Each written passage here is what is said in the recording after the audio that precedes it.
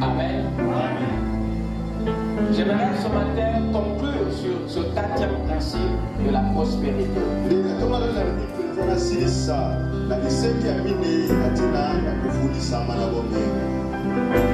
L'économie.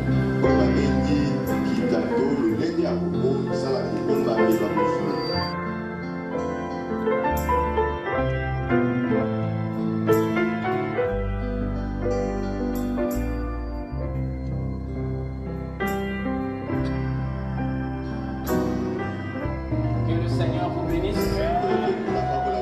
Que Dieu vous bénisse. Je vous salue dans le nom du Seigneur Jésus-Christ. Il y a encore une grâce de la part du Seigneur d'être compté parmi les vivants en ce grand jour commémorial de sa résurrection. Amen. Sans plus tarder, je vais vous inviter à vous lever.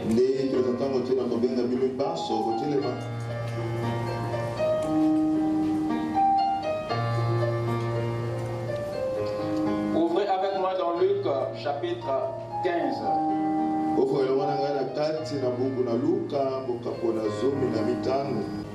Luc 15 verset 11 à 17.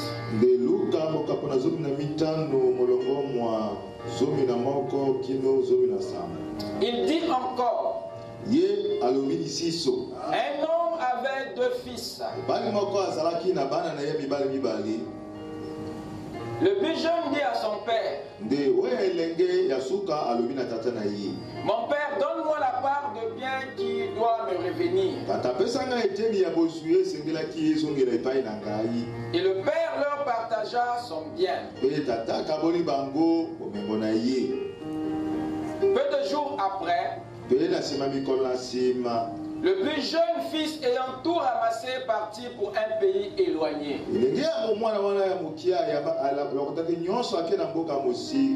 Où il dissipa son bien en vivant dans la débauche. Lorsqu'il eut tout dépensé, une grande famine survint dans ce pays. Et il commença à se trouver dans le besoin. Il alla se mettre au service des habitants du pays, qu'il envoya dans ses champs garder les pourceaux.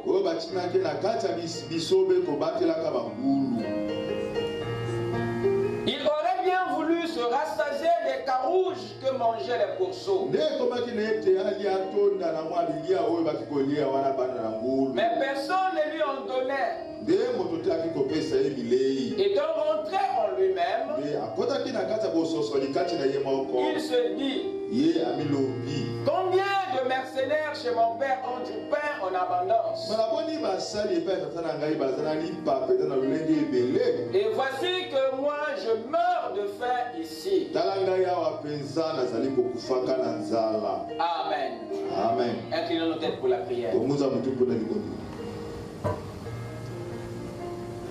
Seigneur Dieu Tout-Puissant, nos cœurs, Seigneur, se sont tournés vers toi ce matin. Parce que tu es le maître de notre vie. Avant toi, il n'y avait point de Dieu. Après toi, il n'y en aura point aussi. Tu es le plus beau d'entre 10 000. Tu es l'époux de notre âme. L'étoile brillante du matin. La rose de Sharon. Le puissant conquérant. Le rédempteur de notre vie. Seigneur, nos cœurs te disent merci. Alors que tu nous as gardés toute la semaine. Et il t'a plu, Seigneur, de retentir ton appel dans notre cœur. Et nous sommes venus entendre tes oracles. Car une seule de tes paroles suffit pour chasser nos démons, suffit pour guérir nos maladies, suffit pour nous baptiser du Saint-Esprit. Une seule de tes paroles suffit pour nous transformer. Et nous attendons à ce que ton grand Saint-Esprit puisse se mouvoir dans nos cœurs et retirer tout ce qui n'est pas de toi, afin que Christ, la parole, soit planté au-dedans de nous. Accorde un réveil, Seigneur. Sois l'alpha et l'oméga de cette réunion. Et nous te demandons, Seigneur, de faire descendre ton feu pour consumer les mauvaises atmosphères. Nous assainissons cet endroit et nous chassons tout mauvais esprit qui ne confesse pas ton nom. Élève-nous dans les lieux célestes et donne-nous un entendement spirituel et que ta parole se fasse chair dans chaque cœur, afin qu'à ta venue, Seigneur, nous soyons retrouvés avec ton sceau dans notre cœur. C'est dans le nom de Jésus-Christ, le Dieu de la Bible, des prophètes, nous t'avons ainsi prié. Amen. Amen. Je vous prie de vous asseoir. Ouvrez avec moi dans Ézéchiel 34, verset 31.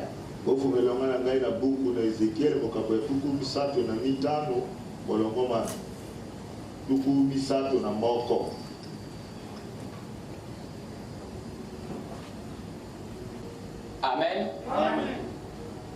J'aimerais ce matin conclure sur ce 4e principe de la prospérité.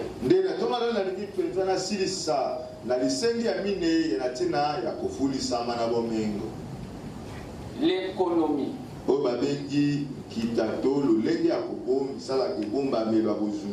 L'économie. Nous avons vu qu'il y a 7 principes qui gèrent la prospérité dans le royaume.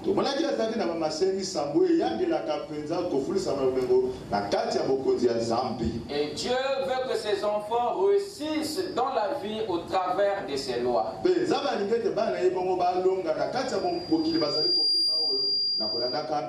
Il nous fait savoir dans la parole que ces commandements ne sont pas pénibles.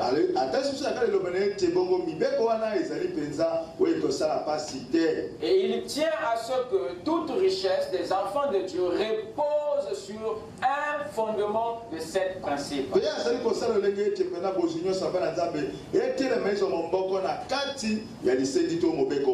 à rien parmi ces principes qui est une vie de facilité. Parce que la richesse dans le royaume repose toujours sur le caractère. Et nous avons vu que dans cette liste des principes, il y en avait 7 qui sont exactement les 7 colonnes de la grande maison de Salomon. Et toute la Bible en parle, en témoigne. Le premier principe, c'est le travail. Dieu a tout obtenu par le travail. Et le travail est une notion qui a fait de Dieu propriétaire. Il a travaillé pendant 6 jours et il s'est reposé le 7e jour. Et tout ce qui émane de lui ne peut pas haïr ce principe. Ne peut pas haïr le travail. Raison pour laquelle les enfants de Dieu travaillent dans la chair comme dans l'âme. Parce qu'il y a un travail pour le corps, il y a aussi un travail pour l'âme. Et le royaume nous a instruit sur toutes ces formes de travail. Et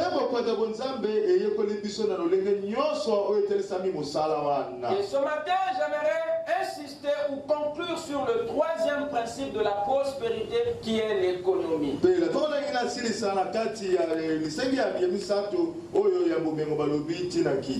Alors, lisez avec moi cette écriture que nous avons abordée la fois dernière.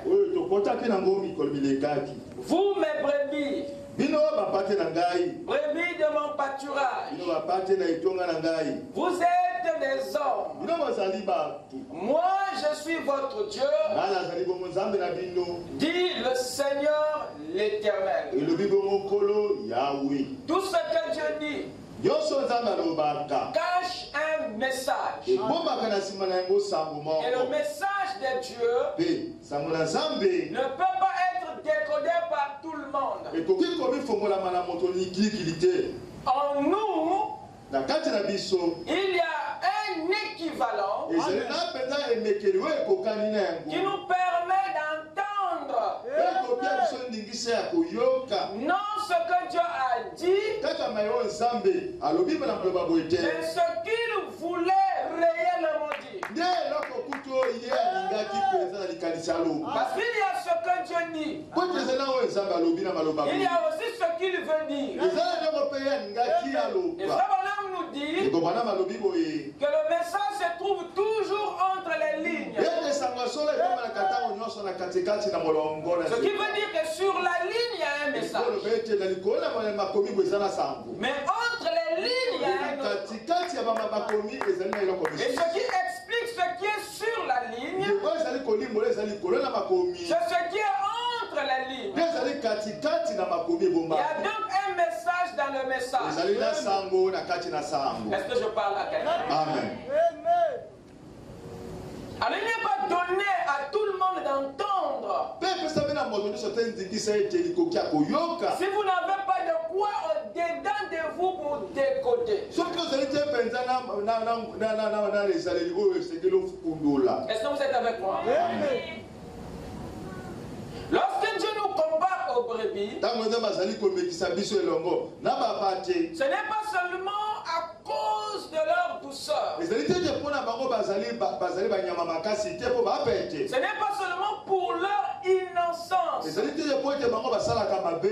ni même pour leur capacité à obéir, à suivre le berger ou à abandonner leurs droits.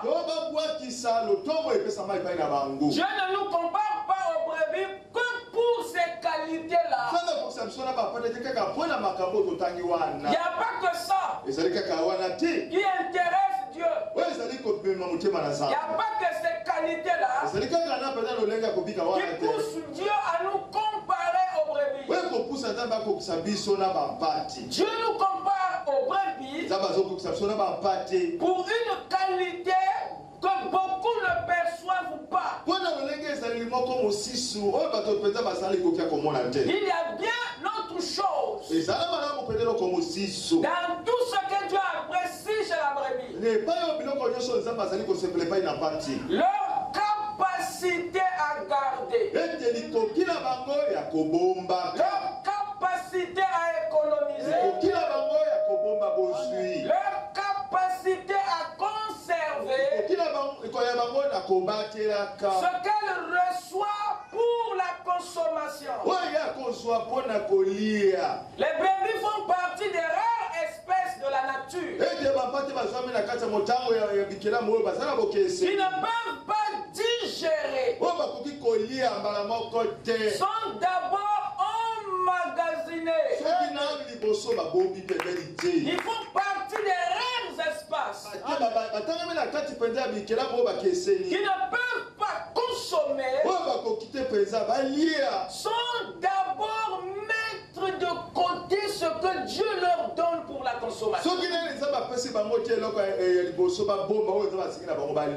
ne sont pas comme les autres animaux qui ne vivent que pour consommer. consommer. Ils ne vivent que pour engloutir. Ils ne vivent que pour tout manger. Rien de ce que la brebis consomme, comme herbe, les digérés sont d'abord être emmagasinés dans l'un de ces 4 estomacs.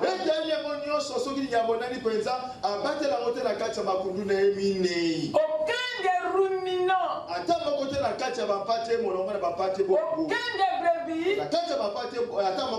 ne pratique ce qu'on appelle la consommation directe. Dieu les a conçus chacune avec 4 estomacs. Nous avons d'abord le rumen, qui est une énorme cuve de stockage. Son rôle est de dégrader les nutriments épargnés dans cette poche. Et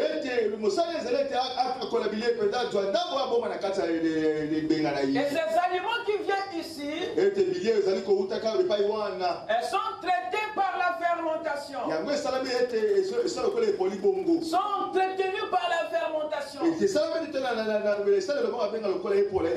C'est ici où est gardé ce que le ruminant reçoit de l'extérieur. C'est le grenier de stockage chez la brebis. Le rumen, c'est la cuve de dépôt. C'est le grenier ou d'épargne. Tout ce qui vient de l'extérieur, tout ce que la nature lui donne, tout ce que Dieu lui donne, tout ce qu'il récolte par son labeur, ne va pas directement, mais il est stocké dans une poche, dans un grenier appelé le rumen ou la panse. Et ensuite vient le réseau, qui est un estomac de renvoi ou d'extraction. C'est lui, le réseau ou le bonnet, qui par synchronisation avec l'œsophage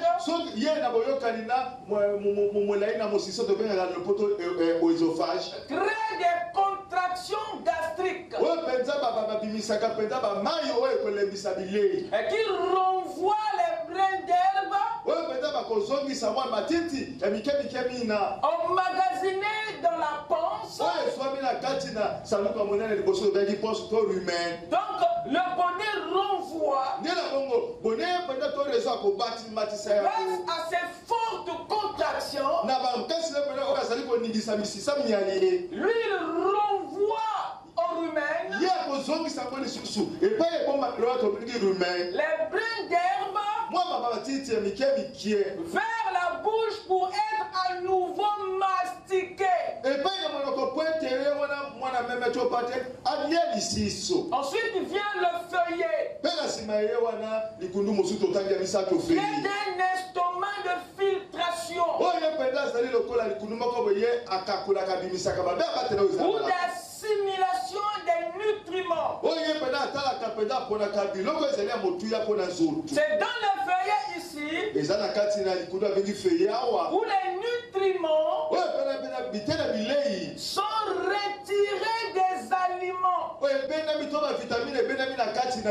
C'est ici où les vitamines sont extraits du bol alimentaire. Est-ce que vous êtes avec moi? Amen. Est-ce que vous êtes avec moi? Amen. Ensuite vient le dernier. Le dernier estomac, appelé la cueillette. C'est le véritable estomac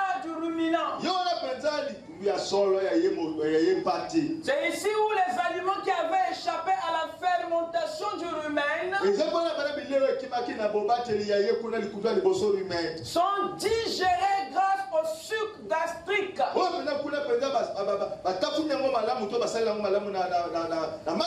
C'est la seule poche de toutes les poches du ruminant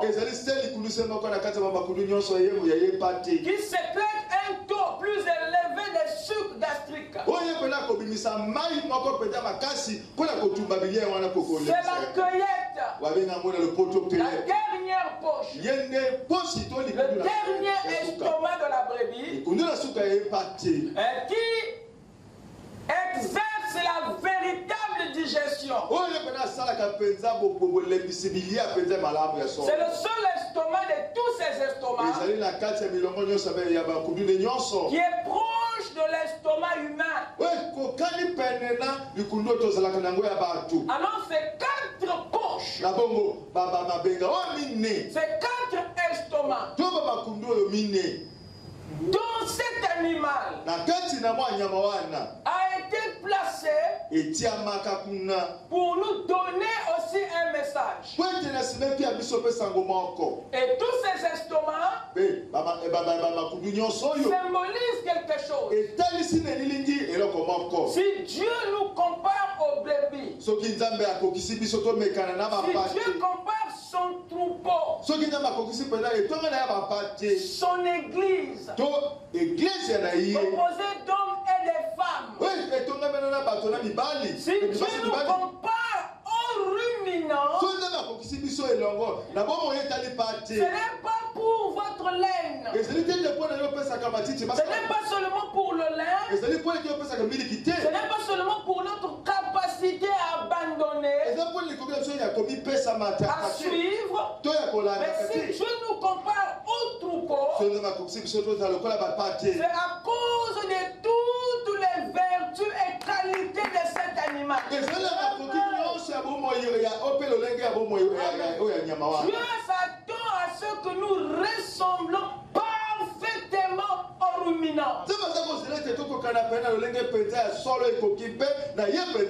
C'est pour ces qualités intérieures et extérieures que Dieu nous compare. Ces 4 estomacs représentent de façon symbolique les greniers.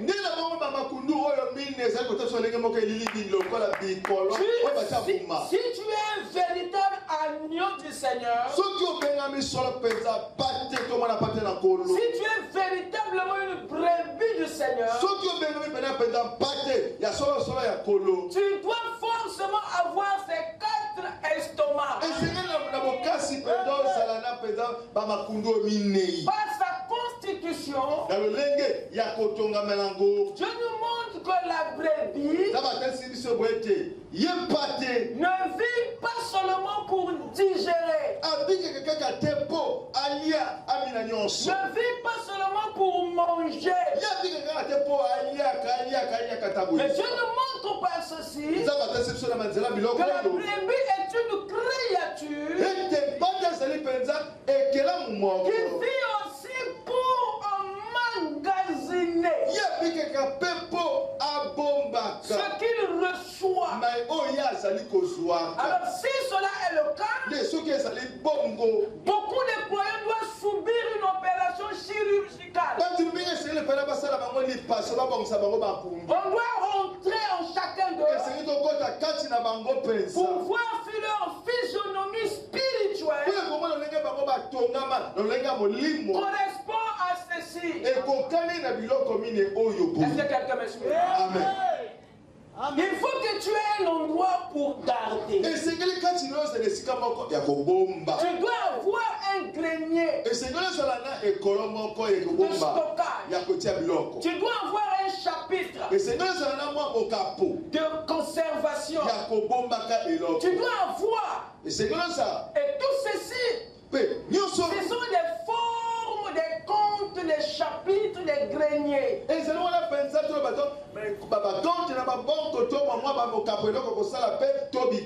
Dans la vie d'un chrétien. Est-ce que quelqu'un me dit amen? Amen. Nous ne pouvons pas dire que nous sommes des ruminants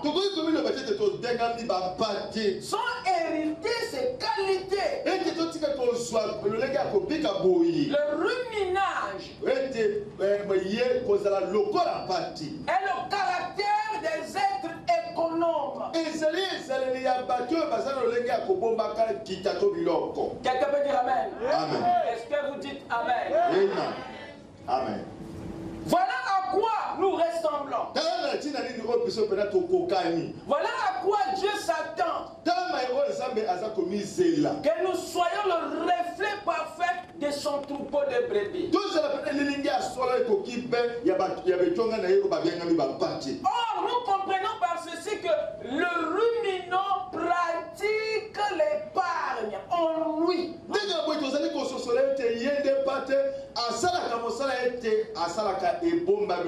Et ce principe d'économat est écrit dans son gène. Dieu l'a piégé dans sa constitution. A toujours stocké ce qu'il reçoit. Il lui interdit dans son anatomie intérieure, dans sa constitution mentale et spirituelle,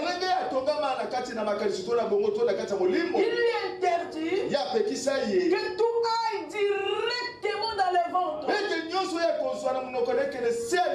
que tout aille directement au bout, que tout finisse à la minute où il reçoit.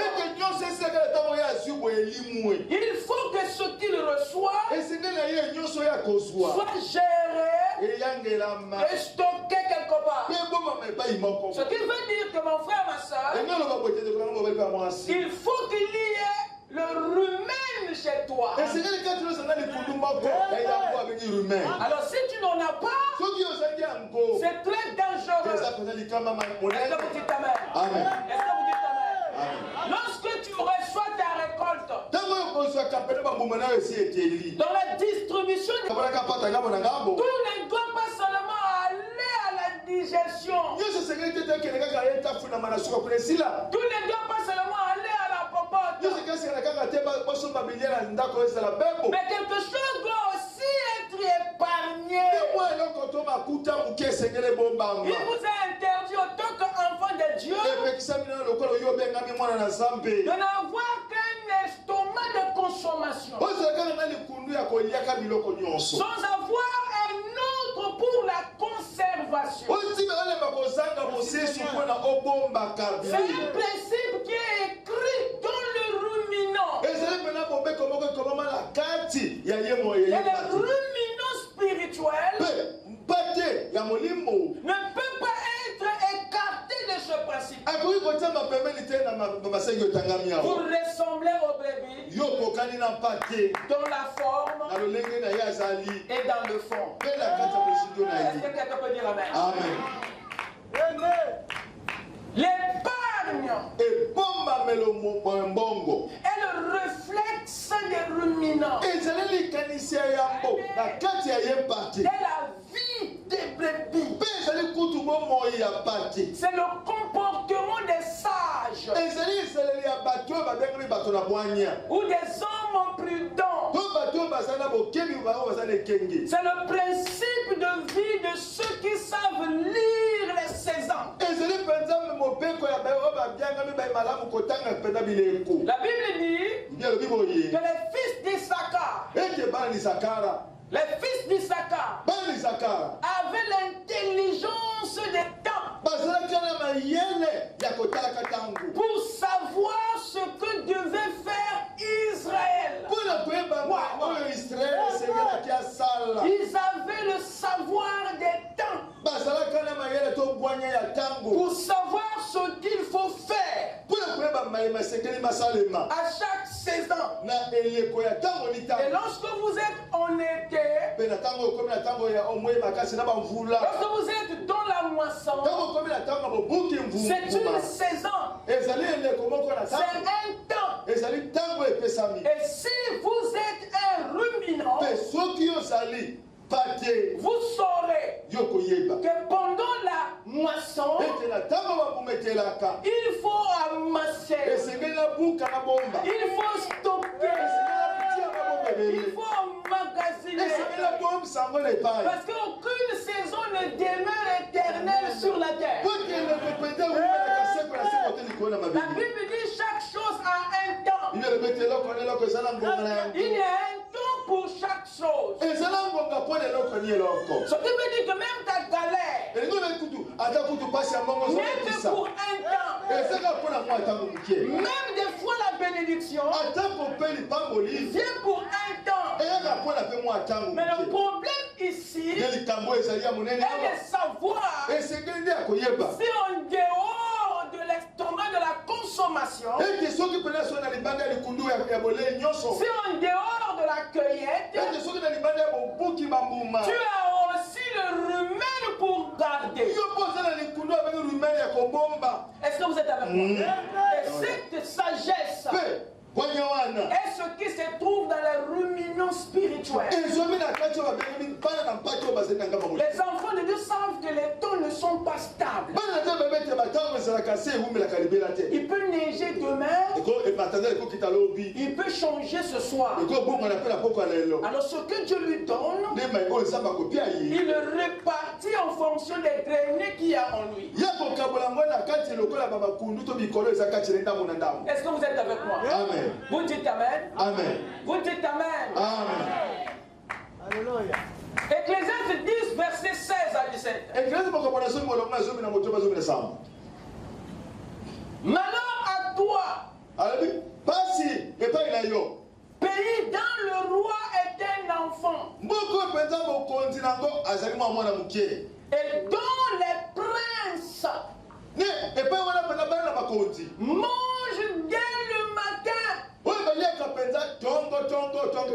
Lisez bien. Malheur à toi, pays dont le roi est un enfant. Tu peux être adulte, mais tu as l'esprit d'enfant. C'est pas étonnant que parfois les hommes qui gouvernent les nations ont des esprits enfantins. C'est un enfant et malheur à un pays qui est gouverné par un homme à la mentalité infantile.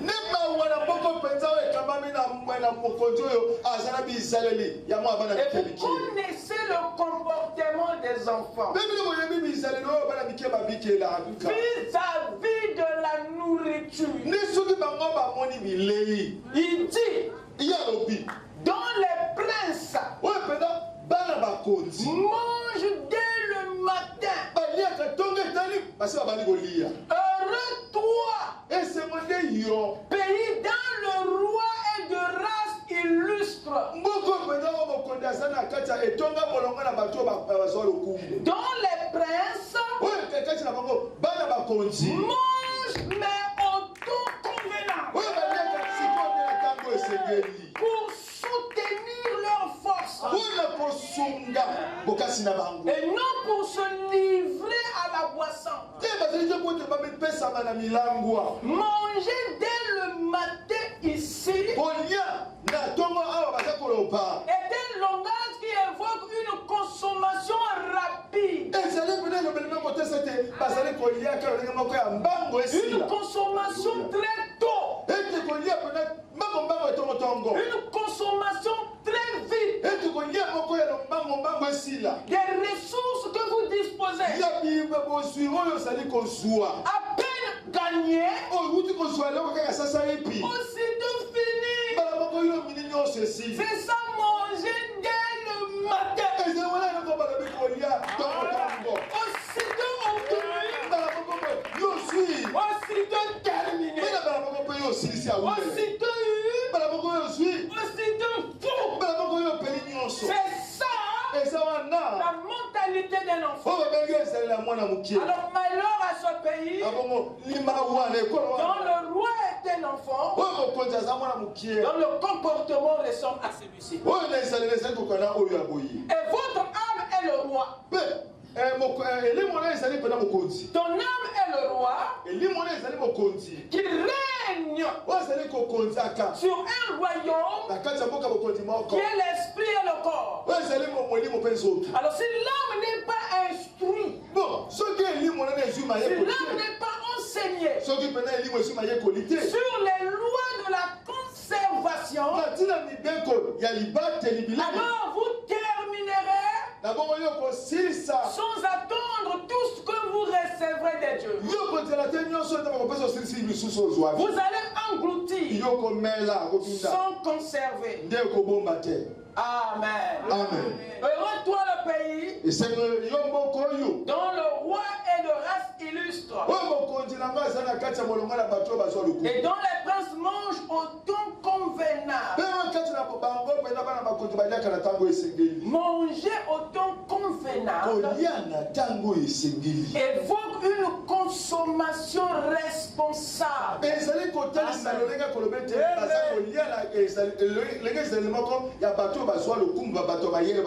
Une consommation prudente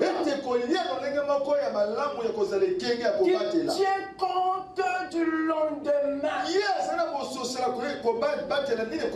Parce qu'il sait que la journée est encore longue. Si je finis tout le matin, alors que sera mon avenir le soir? Voilà pourquoi il n'est pas bon de tout finir très tôt, alors que la journée, l'année, le mois n'est pas encore terminé. Amen. Amen. Amen. Et la parabole du fils prodigue nous enseigne assez là-dessus. J'aimerais que vous allez avec moi dans Luc 15, verset 11 à 17. Un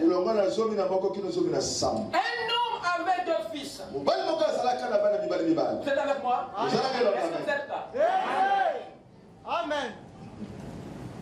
Un ruminant et un omnivore. Un homme avait deux fils. Un ruminant et un carnivore. Le plus jeune dit à son père: mon père, donne-moi la part de bien qui doit me revenir. Et le père leur partagea son bien. Peu de jours après, le plus jeune fils ayant tout ramassé, partit pour un pays éloigné, où il dissipa son bien en vivant dans la débauche. Nous avons ici un jeune qui très tôt eut envie d'être autonome, libre de tout contrôle parental, ce qui est normal, très juste, surtout lorsqu'on atteint un certain âge. Mais ce jeune savait qu'aucune liberté n'est agréable sans ressources, aucune autonomie n'est agréable sans argent pour se prendre en charge. C'est ainsi qu'il lui est venu à l'esprit l'idée de demander sa part d'héritage pour aller bâtir sa vie loin de la maison familiale. La demande du fils auprès du père n'était pas si mal. Votre prière auprès de Dieu n'est pas mauvaise. Dites amen. N'est pas mauvais du tout. Jouir de sa part de bénédiction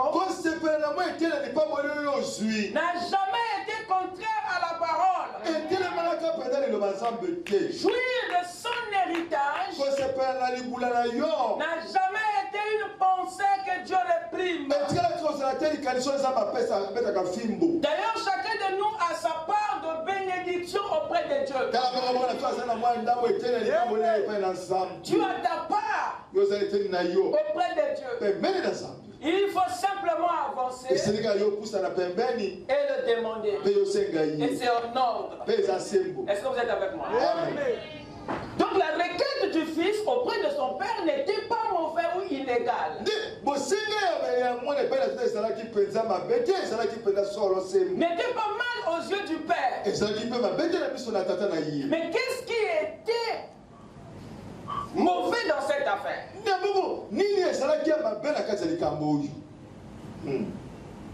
C'est les lois et principes qui devaient l'aider à gérer ce qu'il avait demandé. Qu'il n'avait pas encore assimilé. Dieu ne regarde pas seulement à ce que nous voulons. Dieu ne regarde pas seulement à ce que tu désires. Mais il tient aussi compte de la capacité que tu as pour gérer ce que tu demandes dans la prière.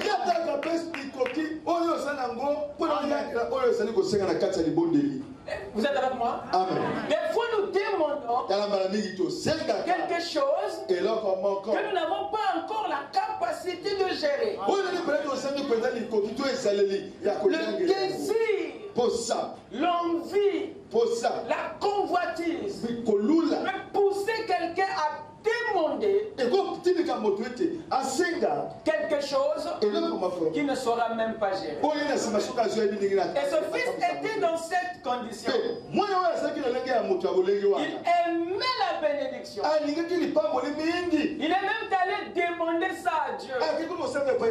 Seigneur, bénis-moi. Donne-moi ma part de bénédiction dans son message. J'ai longtemps servi dans la parole. Bénis-moi, Seigneur. Donne-moi ma part de bénédiction. La demande, elle est juste. Mais la question que Dieu te pose, est-ce que tu es capable de bien gérer ce que tu demandes? Amen. Amen. Ce jeune homme est allé réclamer auprès du père ce qu'il était incapable de bien gérer. Ce qu'il n'avait pas encore appris à bien gérer. Cette histoire est une prophétie qui dévoile le mauvais comportement des enfants de Dieu avant la bénédiction ou devant la bénédiction. Cela ressemble à beaucoup d'entre nous qui supplient le Seigneur de les bénir, de leur donner quelque chose. Cependant, ils n'ont pas encore la connaissance des lois, de la prospérité ou de la gestion. Le fils prodigue n'aurait pas demandé son héritage avant d'apprendre les lois.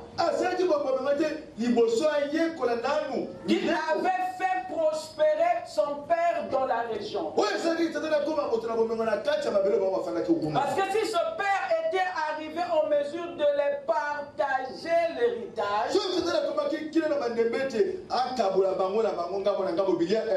dire que le père était suffisamment riche. Si Dieu arrive à te bénir,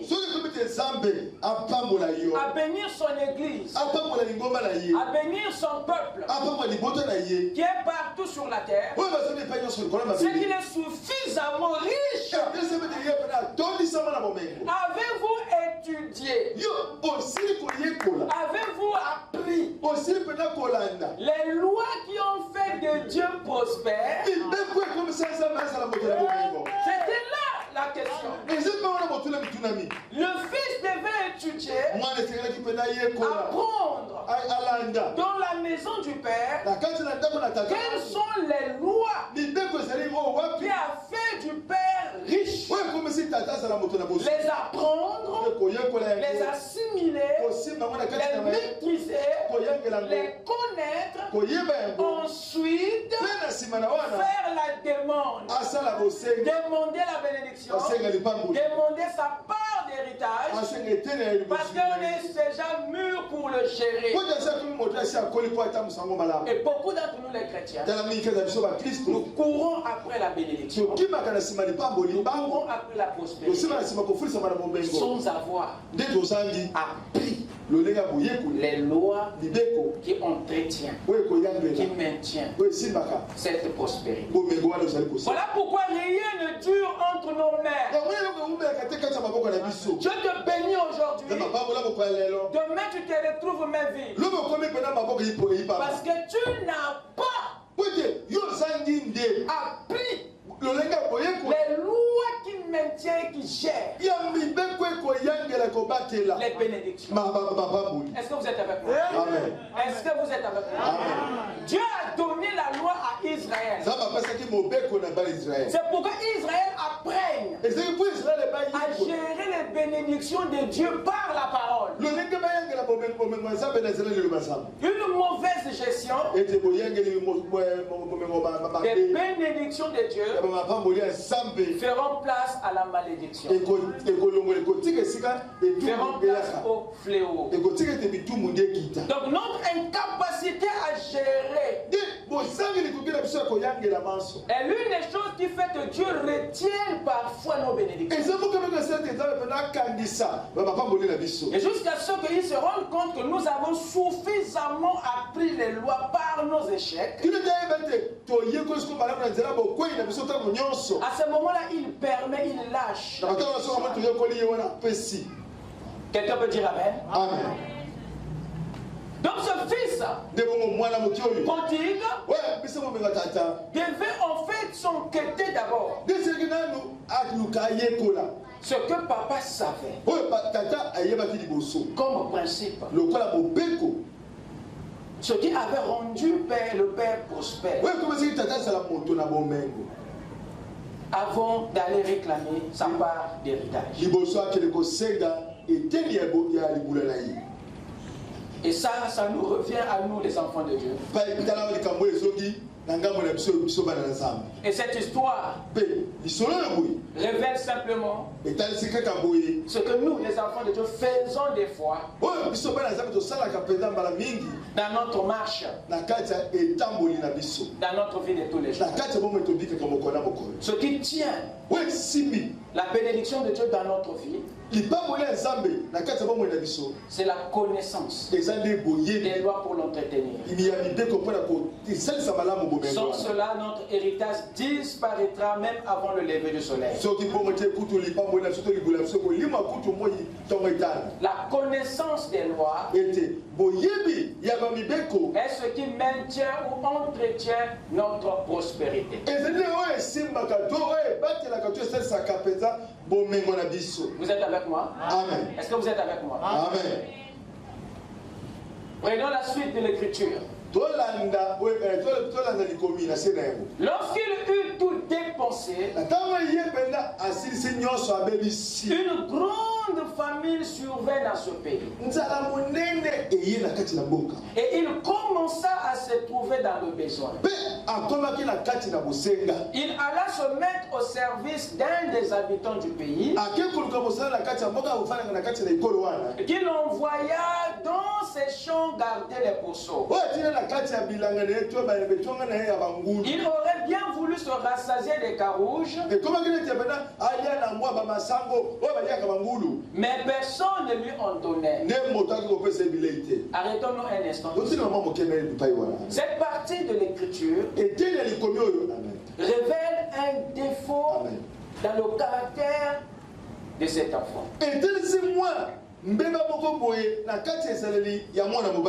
La nature gloutante. La nature gloutante. C'est un esprit qui, lorsque vous l'avez, ne vous laisse pas tranquille jusqu'à ce que vous aurez terminé les crédits de votre téléphone. Il ne vous laissera pas tranquille jusqu'à ce que vous aurez tout utilisé. C'est là où tu as la paix. Et cet enfant s'est mis à dépenser jusqu'à ce que tout est parti. Vous pouvez remarquer que il n'était pas un ruminant. Il n'avait pas un grenier pour économiser. Il n'avait pas les réflexes de l'épargne. Jusqu'à ce que tout est parti. Ça montre qu'il n'était pas du tout un ruminant. Car les enseignements qu'il devait faire de lui un ruminant, un économe, sont ceux qui n'avaient pas appris dans la maison de son père. Et lorsqu'il a tout dépensé, écoutez, une grande famine survint. Donc, qu'est-ce qui s'est passé? La famine ici, c'est la crise économique qui était à venir. Mais lui, il était rempli de biens. S'il avait bien géré son bien, il aurait traversé la famine sans problème. Mais le fait d'avoir tout utilisé, et la famine, quand elle est arrivée, ça l'a brisé. Il a trouvé son quelque chose. Amen. Son caractère glouton l'a plongé dans la précarité, dans les problèmes. Mais s'il connaissait les lois, il aurait peut-être mieux géré son héritage. Car avec son héritage, il pouvait se créer lui-même un travail, un business qui aurait pu l'aider pendant la saison de la famine. Et son affaire, ses lois auraient pu l'aider à dupliquer et à conserver les ressources issues de son héritage. Quelqu'un peut dire Amen? Quelqu'un peut dire Amen? Et à ce moment-là, son épreuve au temps de la crise n'allait pas être grande comme cela est décrit ici dans le N'oubliez pas que le père de l'autre côté attendait que le fils prospère. Il attendait que l'enfant réussisse à partir de son héritage. Dieu au ciel s'attend à ce que vous fleurissez. Vous réussissez à partir de ce qu'il vous donne, à partir des bénédictions qu'il nous donne. L'attente du Seigneur est la même que celui de cet homme, le père de ce fils. N'oubliez pas cela. L'échec du fils dans l'utilisation de son héritage est une preuve qui confirme une fois de plus que l'argent n'enrichit pas. Mais c'est les lois qui enrichissent. Vous dites amen? Est-ce que vous dites amen? Si l'enfant avait les lois, s'il connaissait les principes de la prospérité, il allait devenir puissant, plus riche, à partir du peu qu'il avait. Vous dites amen? Un héritage sans connaissance des lois disparaîtra. Est-ce que vous êtes avec moi? Est-ce que vous êtes là? Raison pour laquelle Dieu, en vous donnant la vie, en vous donnant la santé, il a veillé que vous ayez aussi la parole. Parce que sans la parole, vous perdrez la vie. Sans la parole, vous perdrez la vie. Est-ce que quelqu'un m'écoute? La parole nous aide à entretenir le salut, à entretenir la vie. Même le Saint-Esprit s'entretient par la parole. Sans la parole, avec ton Saint-Esprit, on se posera des questions. La parole est la loi qui enrichit votre âme, qui nourrit le Saint-Esprit. Est-ce que vous êtes avec moi? Amen. Étant rentré en lui-même, il se dit, combien de mercenaires chez mon père ont du pain en abondance, et moi ici je meurs de faim. C'est le regret du fils prodigue. Écoutez-moi. En réalité, son regret ne devait pas se porter sur la famille.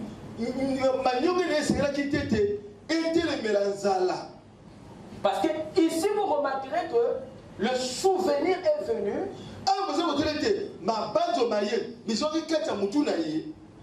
lorsque la faim a frappé.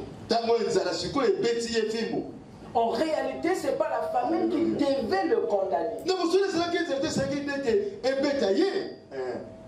Son regret ne devrait pas se porter sur le ventre, mais sur son incapacité à gérer son héritage. Car en réalité, ce n'est pas la famine qui l'a brisé, mais c'est son mépris des lois de la prospérité. C'est ça qui l'a brisé. C'est son indifférence au principe. Il a fait plonger dans la précarité. À un moment donné, le problème n'est pas un problème. Sérieux, mes chers amis. À un moment donné de la vie, la crise n'est pas ça le problème. C'est plutôt l'absence des compétences, de la sagesse pour vivre tranquillement au temps de la crise. Parce que tu peux bien vivre pendant la crise. Si seulement si tu connais les principes qui donnent le blé au temps de la famine. Vous dites amen? La Bible nous rapporte beaucoup de temps de famine. Et nous montre aussi des gens qui ont bien vécu pendant ces périodes. Et quand vous remarquez bien, ces gens-là avaient mis la main sur les lois. Donc en réalité, ils devaient regretter pour n'avoir pas appris les lois de la gestion ne devait pas regretter à cause de la famille. Non. Dites Amen. C'est une erreur. La vraie raison de son regret devait être son mépris des lois. La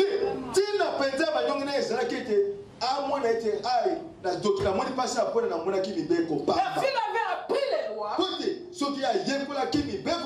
Il aurait conservé l'héritage et même dupliqué cet héritage. Au point même d'ignorer les méfaits de la famine qui frappait la région. Ce qui doit nous faire mal, mes chers amis, ne doit pas être la famine, ne doit pas être la crise, ne doit pas être les problèmes, mais l'absence des outils qui règlent ces problèmes. Quand tu n'as pas les outils, c'est comme quelqu'un qui se fâche contre l'hiver. Mais l'hiver est une loi que tu ne peux pas changer. Il y a des problèmes que vous ne pouvez pas changer. Parce que ces problèmes font partie du cycle de la vie. Donc celui qui se... Mais tu ne peux pas te fâcher contre l'hiver. Parce qu'elle est venue. Parce qu'elle s'est installée. Elle accomplit sa part. Tu dois plutôt t'en prendre à toi-même qui n'a pas prévu le manteau pour se protéger du froid de l'hiver. C'est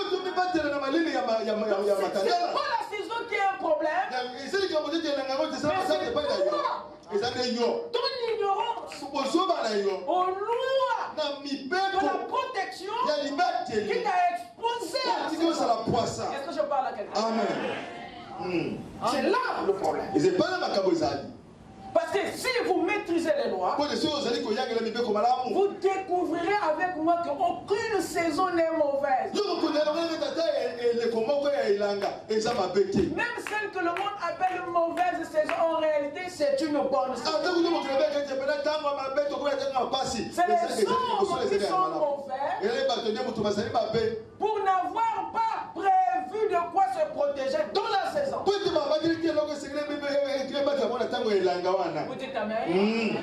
Alléluia. Voilà ce qui doit nous condamner. Retourner à la maison du Père était une bonne chose.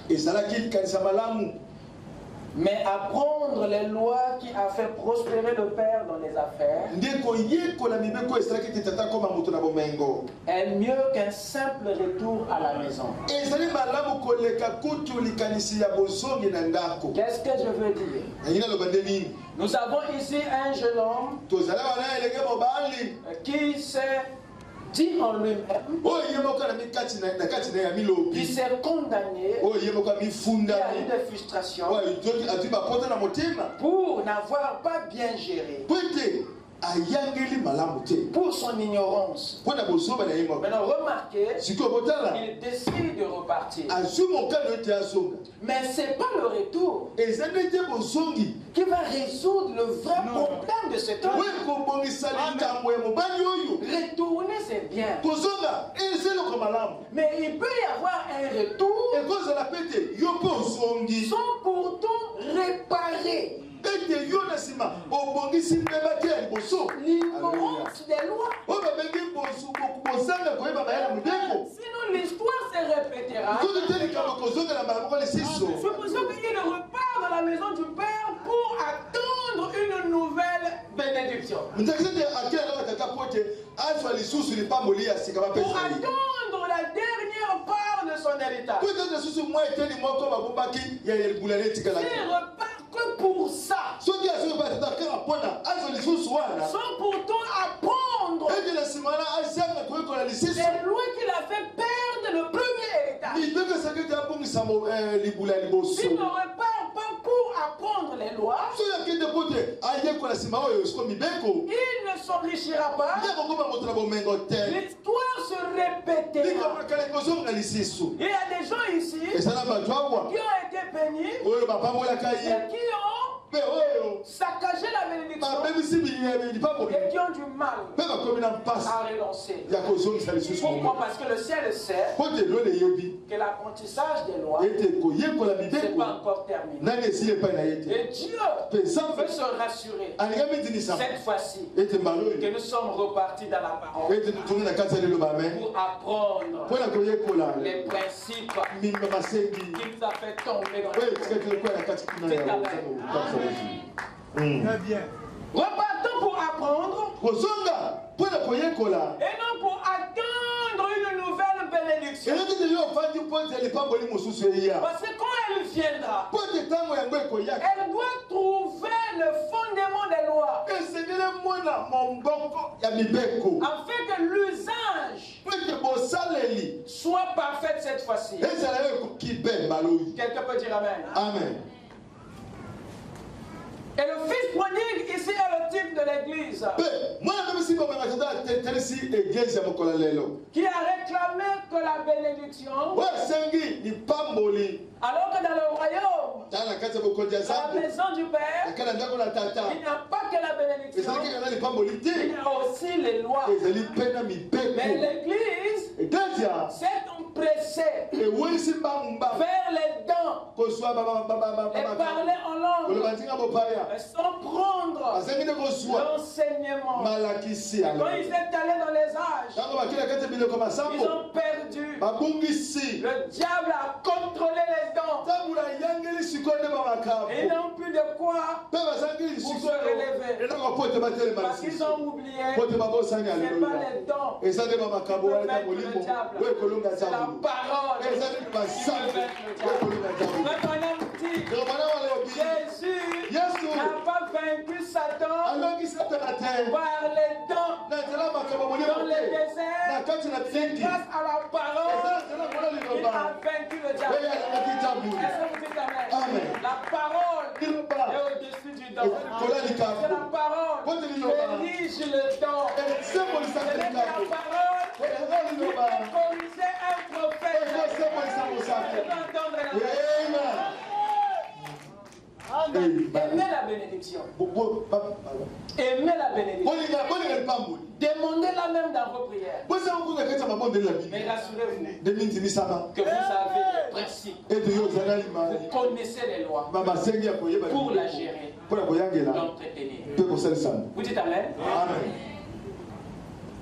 Il y a deux principes que ce jeune homme n'avait pas appris ou assimilés dans la maison de son père.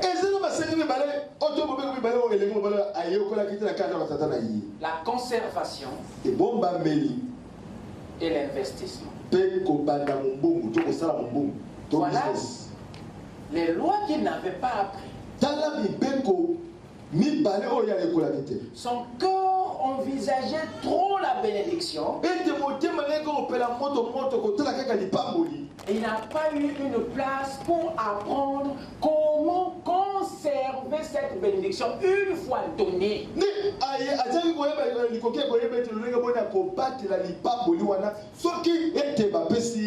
Comment dupliquer cet héritage?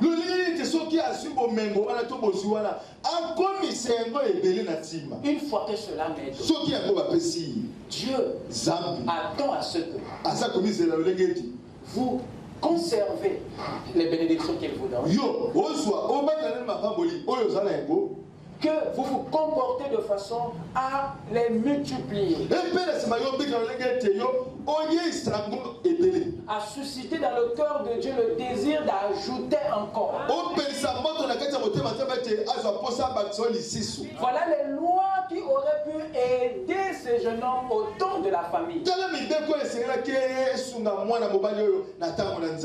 Ces lois, grâce à ces lois, ce jeune homme aurait pu éviter le gaspillage. Grâce à ces lois, ce jeune homme aurait dû dû se protéger de la famine qui avait frappé la région. Grâce à la conservation et à l'investissement, ce jeune homme aurait dû développer peut-être un business. Là où il était parti, grâce à ces lois, il aurait pu au moins assurer, garantir son avenir. Grâce à ces lois, il aurait pu investir, devenir un grand investisseur dans la région où il s'était établi. Alors si ces principes ne sont pas respectés, notre héritage disparaîtra comme du vent. Parce que l'histoire du fils prodigue n'est en fait qu'une prophétie. Égard à celle ou celui dans laquelle elle va s'exécuter. Et Dieu nous en a parlé d'avance pour attirer notre attention vers les principes de gestion.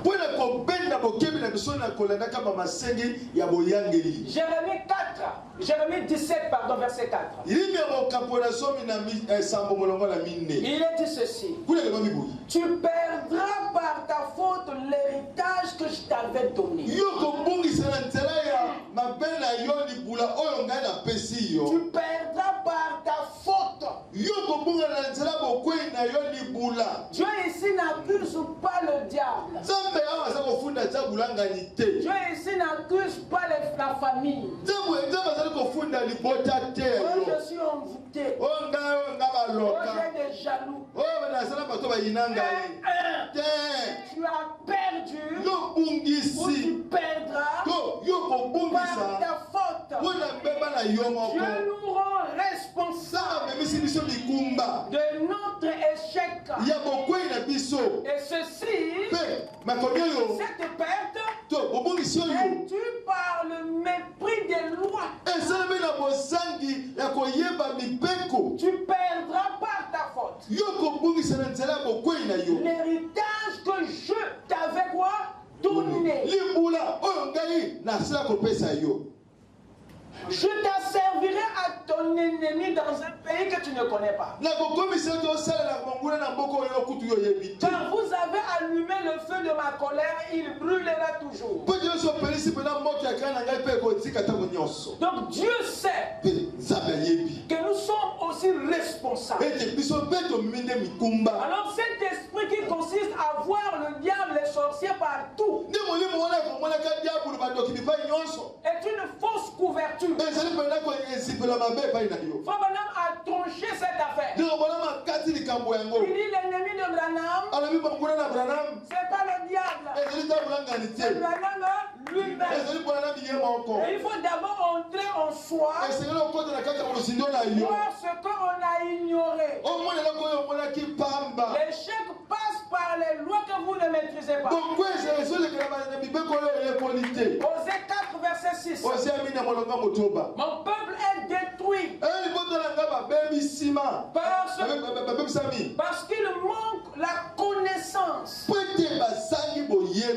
il y a de ces échecs. Le diable n'est toutefois pas présent dans nos échecs. Comme c'est lui qui a commencé à fauter le premier, et on met tout sur sa tête. Des fois, il se trouve, il se plaint. Mais ça, c'est pas moi qui ai fait. Mais comment on m'accuse? Dites amen. Donc le diable n'est pas toutefois dans nos échecs. Parfois tu es toi-même à 99,9% de ton échec.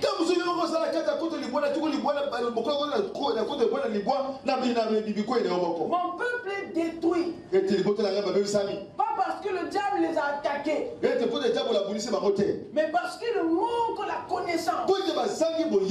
Et Dieu est fâché contre notre ignorance. Puisque tu as rejeté la connaissance, je te rejetterai et tu seras dépouillé de mon sacerdoce. Vous voyez ce qui nous fait perdre le ministère? La maîtrise et la connaissance des lois, de la parole. Et puisque tu as oublié la loi de ton Dieu, j'oublierai aussi tes enfants. L'église, vous écoutez ça? C'est la raison pour laquelle la connaissance de la parole est importante. Dites amen. C'est ça qui aiguise votre discernement. Ça vous permet de voir le diable, même dans sa forme la plus invisible. Est-ce que vous êtes avec moi? Amen. Est-ce que vous dites amen? Amen. Madame dit ceci: Dieu vous a donné de l'argent. Ne le dépensez pas pour des choses qui ne rassasient pas. Il attaque ici le gaspillage. Cet esprit glouton qui ne se repose qu'une fois tout est dépensé. Est-ce que vous êtes avec moi? Amen. Est-ce que vous êtes avec moi? Amen. Si l'Égypte a évité la crise, c'était parce qu'ils avaient reçu un homme qui les a enseigné une loi appelée l'économie ou l'épargne. C'est grâce à cette loi que l'Égypte a sauvé les autres nations de la crise économique. Et c'est à Joseph que l'Égypte doit cette prospérité. Parce qu'il a permis à l'Égypte de vivre au temps de la crise. Et la Bible nous en démontre. Pour ceux qui connaissent bien cette histoire de Joseph. Joseph a amené l'Égypte à devenir un ruminant aux 4 estomacs. Il a conseillé le roi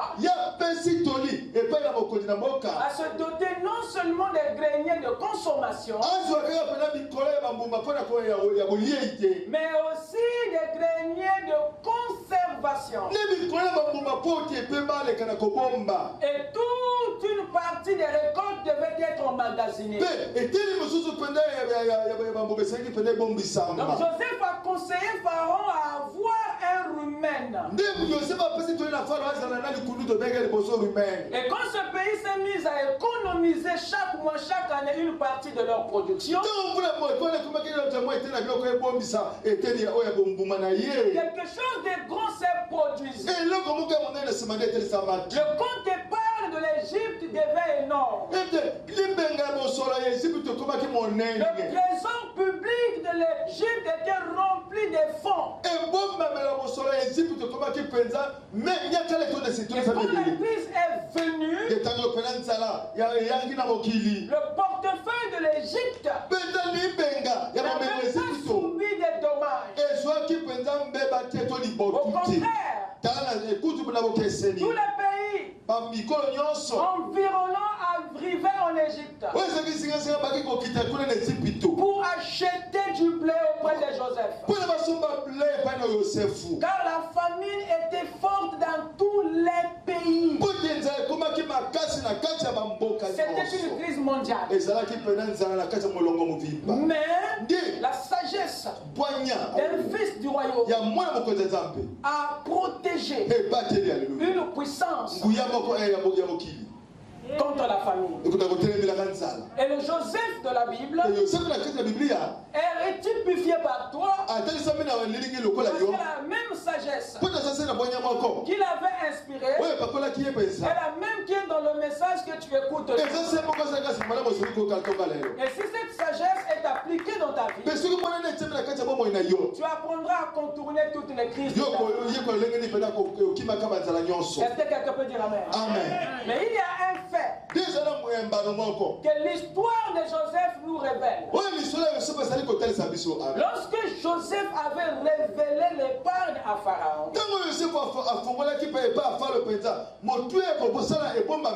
dans le palais, aucun Égyptien du dehors n'était là. Et ce secret-là n'avait jamais été divulgué dehors, ni enseigné au peuple de l'Égypte. Lorsque Joseph s'est mis à révéler le songe et à donner la solution contre la crise mondiale, et avec Pharaon et ses dignitaires. Donc c'est un remède que Joseph avait donné en secret. Ce n'est pas dit en public. Ce qui fait que seul Pharaon avait pris des mesures. Mais les citoyens de la ville n'étaient pas enseignés au sujet de ce que Pharaon avait écouté. Donc le peuple n'en avait pas la révélation.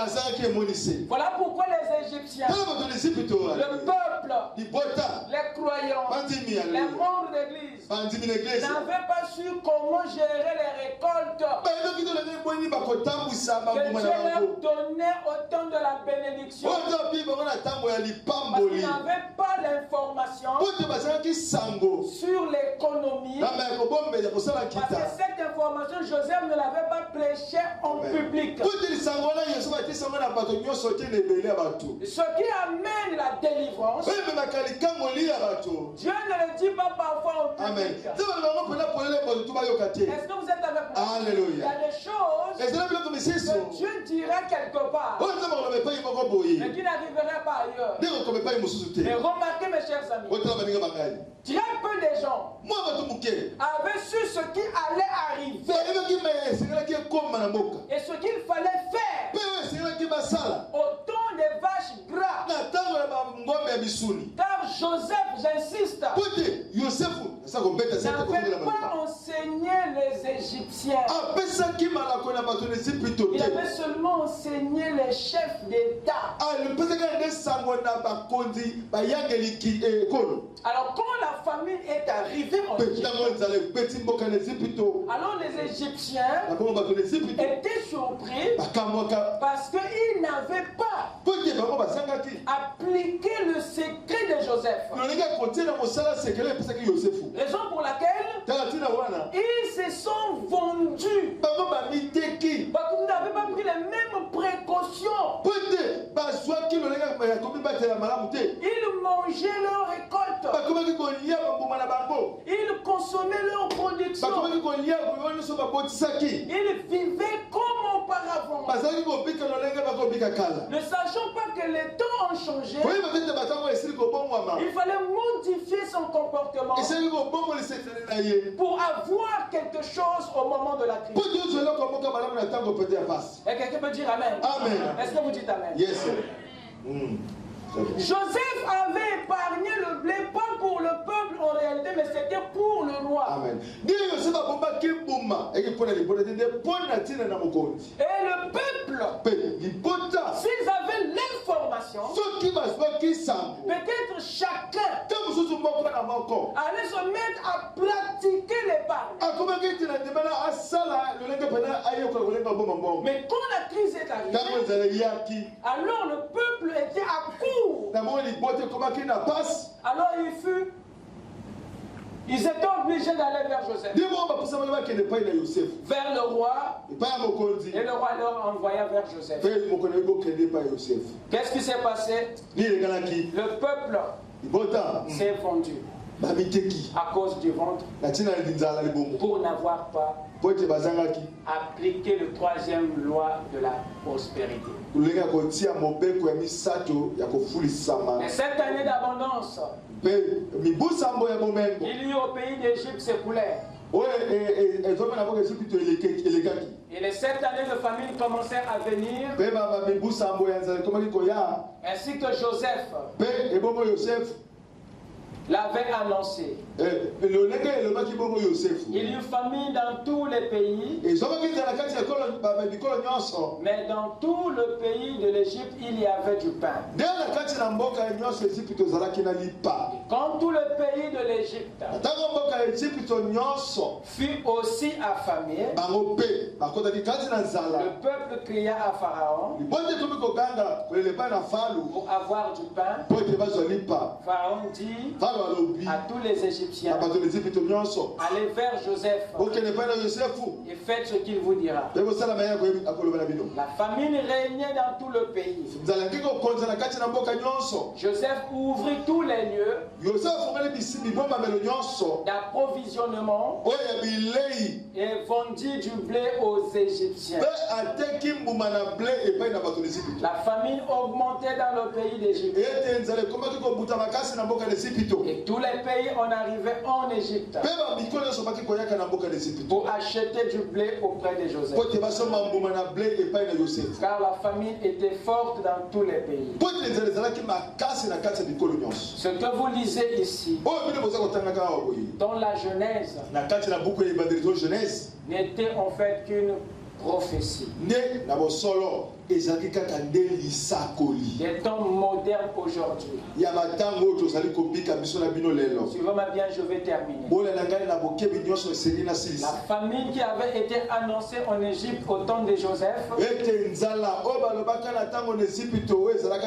au temps de Pharaon, a aussi été prédite pour le temps de la fin. Car Dieu ne garde jamais ses prophéties dans l'histoire. Il les fait toujours sortir de l'histoire pour les accomplir au temps marqué. Ce que vous venez de lire n'est qu'une projection. Ce qui a été se répétera. Vous devez savoir que la même famille, le même songe a été révélé. Et le même remède a été donné. Dans Amos ici, ce qui a été prédit. Voici les jours viennent, dit le Seigneur, l'Éternel, où j'enverrai la famine dans le pays du pain et la soif de l'eau, mais la faim et la soif d'entendre les paroles de l'Éternel. Ce que vous avez lu dans l'histoire de Joseph n'était pas un récit du passé. Alors nous sommes aussi confrontés à la même famille. Une crise mondiale spirituelle. Alors il dit quoi? Il dit ils seront alors errants d'une mer à l'autre. Du septentrion à l'orient, ils iront ça et là pour chercher la parole de l'Éternel. Et ils ne la trouveront pas. En ce jour, les belles jeunes filles et les jeunes hommes mourront de soif. Il s'agit ici de la faim, de la pure parole, la soif de la révélation. Ce que Dieu avait révélé à Joseph dans l'Ancien Testament. C'est exactement ce qu'il annonce ici dans cette prophétie d'Amos. Une famine spirituelle, là où il y a un manque de la nourriture, un moment où spirituelle va ravager les hommes et les femmes. Mais ce blé-là qui aura été gardé nourrira l'épouse.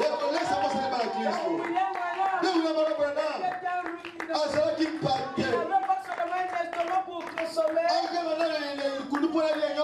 pour prêcher, il y avait aussi un autre estomac pour magasiner, afin que l'épouse soit ravitaillée au temps de la famille. Est-ce que vous êtes avec moi?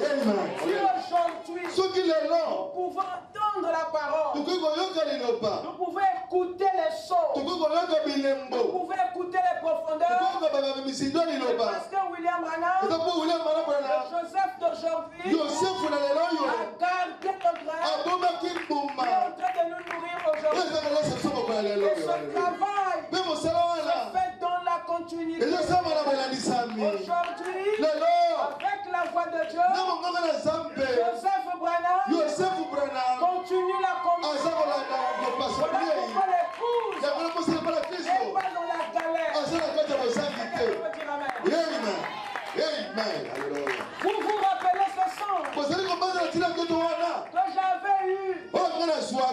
J'ai reçu l'interprétation.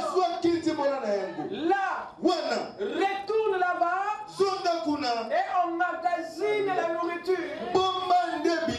Où était le magasin? Ce tabernacle. Où y a-t-il quelque chose de semblable dans le pays?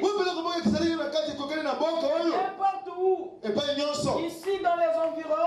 Qui soit comparable au message que nous avons. Madame montre que le blé, c'est ce qu'il a emmagasiné dans les bandes. C'est ce qu'il a prêché à Branham Tabernacle.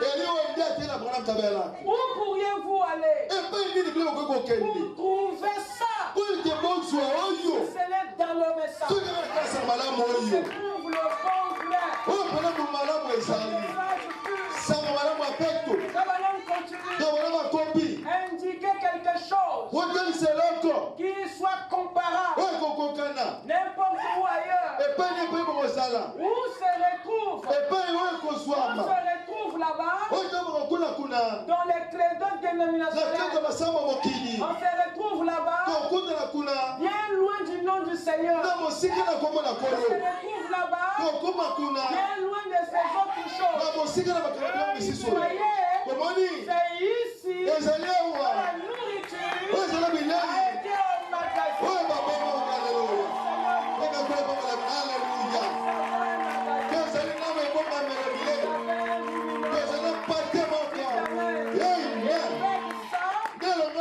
on ne peut pas souffrir de la famille. Les dénominations vont manquer la révélation, vont manquer le père, mais pas l'épouse. C'est lui qui a reçu la parole. A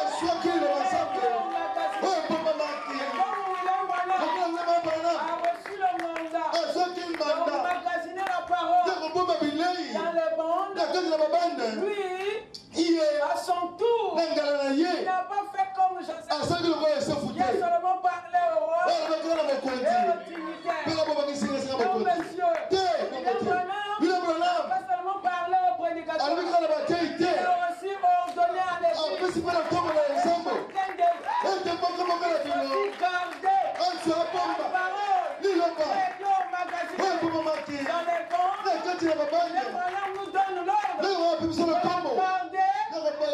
dans nos cœurs. Chacun de vous qui demeure à un dépôt. Gardez la parole dans votre cœur. Afin qu'au jour de l'épreuve, vous puissiez être dans le millénaire. Avec la parole dans la bande et dans l'âme. Il ne peut pas y avoir la crise. C'est le millénium.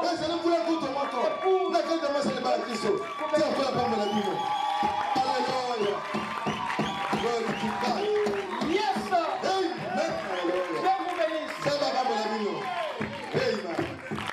Oh, le temps est parti.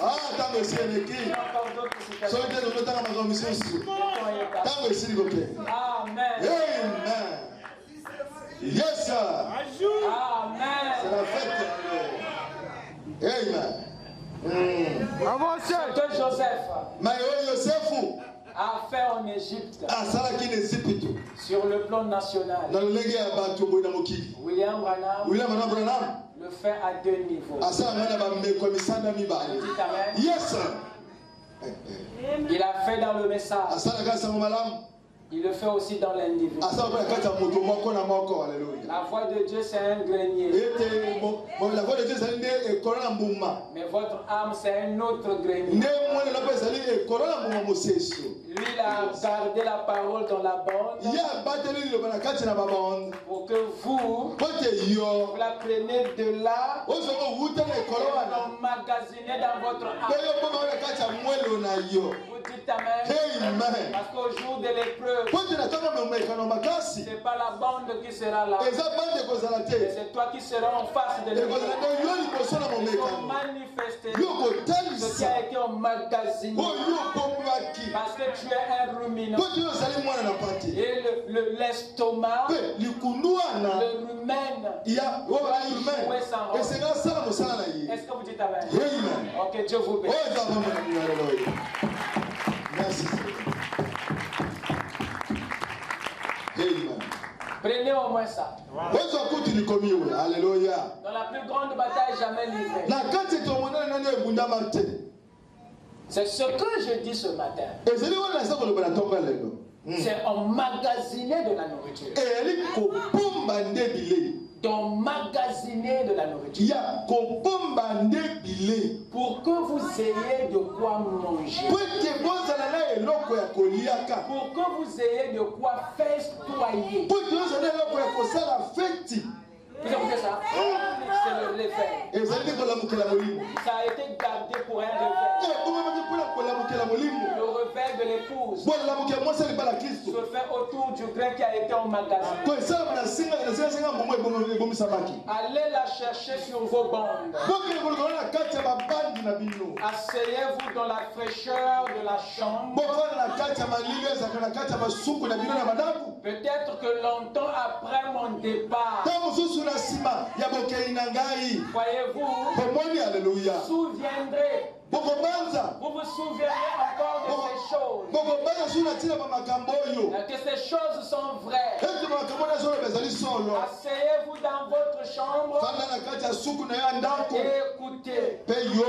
Voyez ceci. C'est la nourriture. Et emmagasinez cela dans l'entrepôt. Je ne sais pas où mène le voyage. Mais où que ce soit, c'est lui qui sait où il conduit. Moi pas. Je ne fais que suivre. Est-ce que vous êtes avec moi? Apprenez encore ceci. C'est sur les bandes. C'est où? Sur les bandes. Cela ira partout dans le monde. Sur les bandes, là où sont les gens, dans leur foyer, ces bandes se retrouveront directement dans les mains des prédestinés de Dieu. Il peut diriger la parole. Est-ce que quelqu'un me suit? Dites Amen. Il peut diriger la parole. Il dirigera tout. Ça suivra exactement son cours. C'est pour cette raison qu'il m'a fait revenir afin de faire ceci. On magasine la nourriture ici. Il m'a été interdit d'aller outre-mer. Que Dieu vous bénisse. Les ruminants de l'Éternel. Bénis de Dieu. Ceux qui ne peuvent jamais connaître la Christ. Parce que le grenier au milieu de vous. Amen. Amen. Lèvons-nous.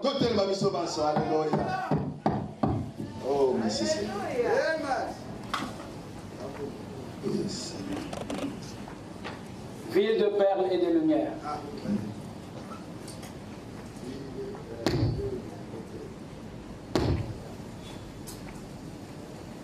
Aimeriez-vous chanter avec moi?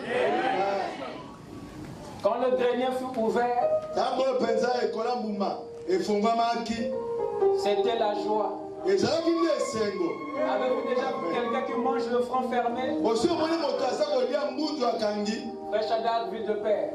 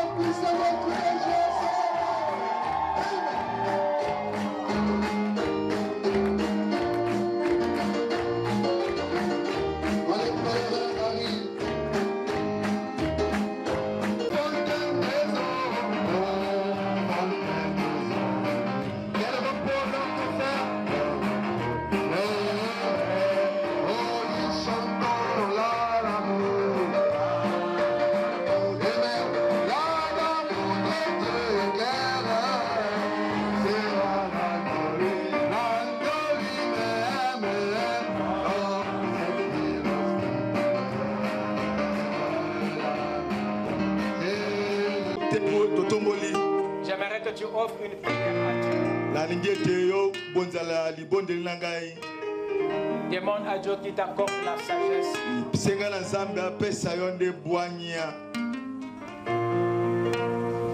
Afin que l'intelligence de Joseph descende en toi. Non pour gérer un état, mais pour gérer ta vie.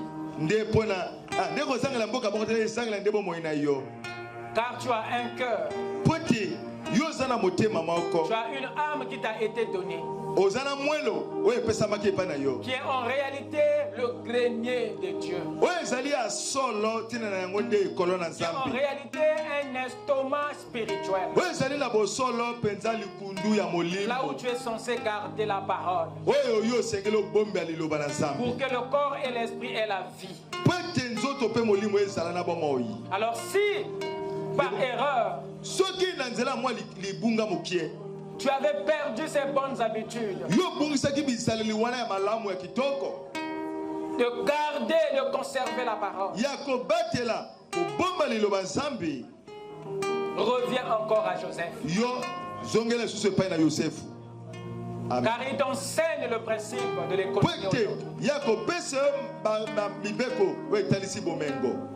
Il a emmagasiné la parole. C'est pas pour qu'elle reste dans les bandes, mais pour que cette parole sorte des bandes et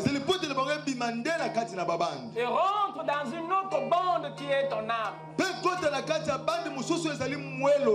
la destination de cette nourriture. Mais il faudrait que tu sois un ruminant. Et Dieu ne s'est pas trompé en disant que tu es son troupeau. Tu es sa brebis. Parce qu'en toi, il y a quelque chose qui peut garder la parole. Peut-être que tu ne le sais pas, mais celui qui t'a créé sait que tu as un cœur, tu as une âme qui peut garder sa parole. Sois simplement conscient et crois la parole de Dieu. Et tu ne connaîtras plus jamais la famine. Aucune vertu de la parole ne te manquera.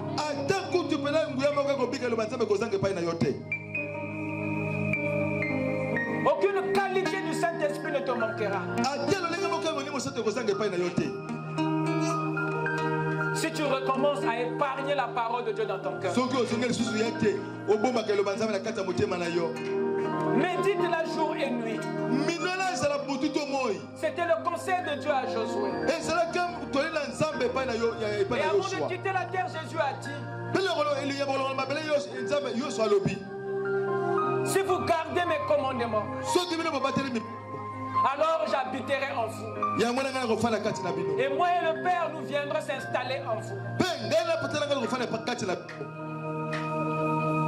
Parce qu'il sait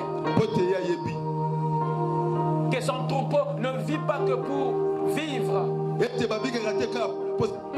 mais son troupeau vit pour garder les commandements, la parole du Seigneur.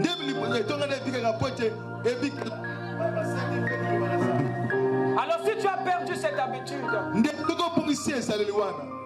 Dieu peut restaurer cela en toi.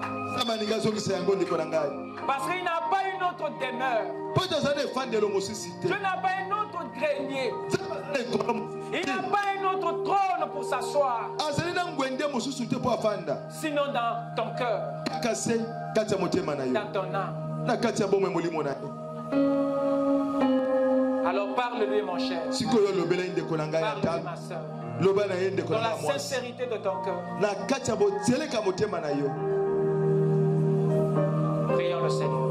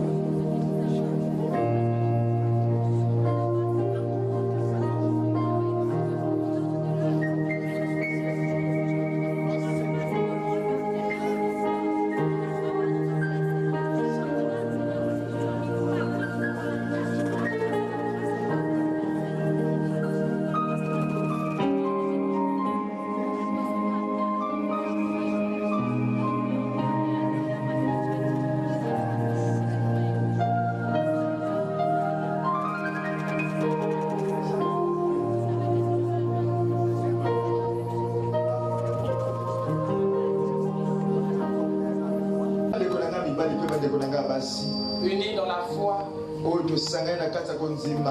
Debout sur les promesses de l'heure. Seigneur, nous levons nos mains vers toi. En signe d'action de grâce. En signe de supplication. En signe d'abandon. À qui irons-nous? Sinon à toi, notre Joseph. Toi qui as le grain de la vie éternelle. Viens alors le s'aimer en nous, Seigneur. Viens le garder dans notre cœur. Car c'est cette sémence que toi tu veux voir.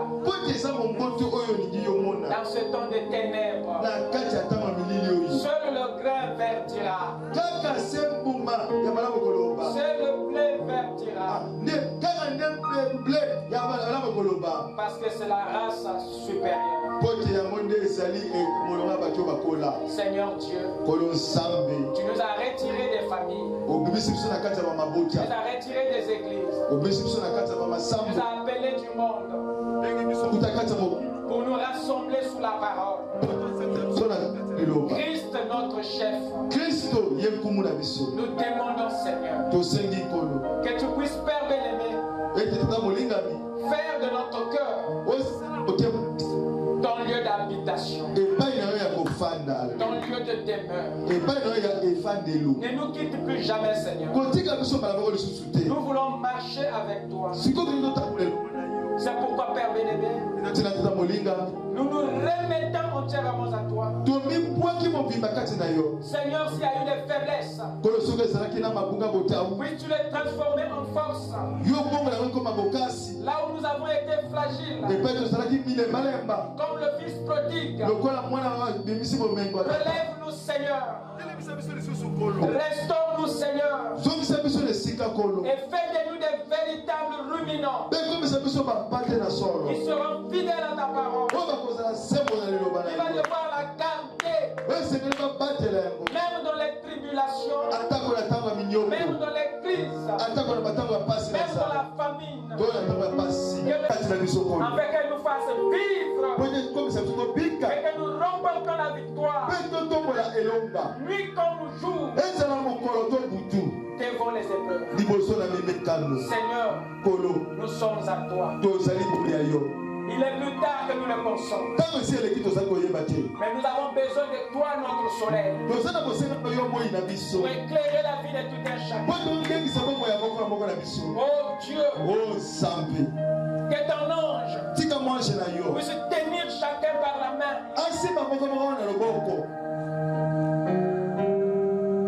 Nous demandons, Seigneur, que tu rénoves, que tu restaures notre alliance. Dépouille-nous, Seigneur, de tout ce qui nous retarde dans le monde. Éloigne-nous, Seigneur, de tous les péchés qui nous environnent si facilement. Rends-nous légers, Seigneur. Viens achever le Goliath de notre vie. Et que tout ce qui retient tes enfants à terre soit brisé au nom de Jésus. Seigneur, tu as promis que ça sera une année de 5 expériences. Comme tu as commencé, Seigneur, termine ton œuvre. Restaure ton peuple, Seigneur. Restaure notre vie. Restaure nos vertus. Restaure notre foi. Restaure notre spiritualité. Restaure notre alliance. Restaure nos vertus. Encore une fois, Seigneur, descends dans la vie de ton peuple. Retire tout ce qui n'est pas de toi. Et purifie ton peuple. Qu'il n'y ait aucun malade parmi nous. Qu'il n'y ait aucun affligé, Seigneur. Que la guérison s'installe au nom de Jésus. Que la joie du salut revienne dans le cœur. Accorde-le, Seigneur. Alléluia. Alors que le déluge est sur le point de tomber, fais-nous rentrer dans l'arche. Car dans l'arche, c'est pas Noé qui est le messager, mais c'est celui qui a fermé la porte qui en est le messager. Seigneur, en ce dernier jour, tu es le messager de la vie de tout un chacun. Seigneur mon Dieu, j'implore la colonne des feux de visiter chaque maison, de visiter chaque vie, d'apporter le bonheur, la paix, le salut, la prospérité, la réussite dans les études, dans les affaires, dans les opportunités, dans le travail, dans la vie spirituelle, dans notre relation avec toi. Accorde le Seigneur. Et s'il y a des envoûtements quelque part, que la colonne des feux qui est avec William Branham puisse descendre et consumer tout lien des ténèbres, chasse tout envoûtement. Tu es le Dieu de la délivrance. Nous sommes à toi, Seigneur. Alors nous allons devoir partir. Sois avec nous. Établis en nous ton règne. Afin que nous n'oublions plus ta parole. Et que nous soyons connectés. Pour ce que nous n'avons pu exprimer. Il est écrit dans ta parole que tu sondes les cœurs et les reins. Que tu es même capable d'intercéder et de savoir ce qui n'a pas pu être exprimé par les mots. Ce peuple que voici, Père, a des besoins, a des requêtes, a des situations. Et nous nous sommes tournés vers toi. Autant que pasteur, tu as dit que je serai intercesseur. Alors je me présente dans le lieu très saint avec leur offrande, leur prière. Accepte cela, Seigneur. Et que le miracle puisse prendre place dans leur vie. Et que chacun reçoive une réponse venant de toi. Accorde le Seigneur. Car nous l'avons prié pour la gloire de ton royaume. Au nom de Jésus-Christ. Amen. Amen.